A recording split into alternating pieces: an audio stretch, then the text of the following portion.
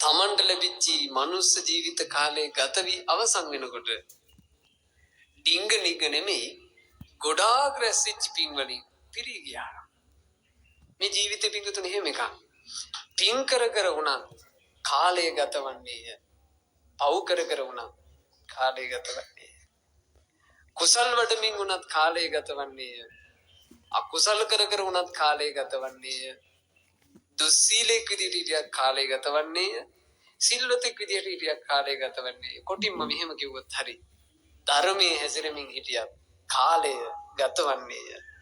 අධර්මයේ කියදීදී හිටියත් කාලය ගතවන්නේය. ගත වෙන කාලේ අපිව මරණයට ලං කරනවා.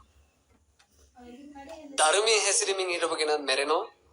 හැසිරෙමින් හිටපු මිනිහත් මැරෙනවා. ආන් එතනින් පස්සේ නම් කතන්දරේ ගොඩක් වෙනස්. බුදුරජාණන් වහන්සේ වදාළා නහි ධම්මෝ අධම්මෝච උභෝ සම විපාකිනෝ අධම්මෝ නිරයං නේති ධම්මෝ පාපේති සුග්ගති. මේ ලෝකේ ධර්මයත් අධර්මයත් එකිනෙකාට සමවන්නේ නැත.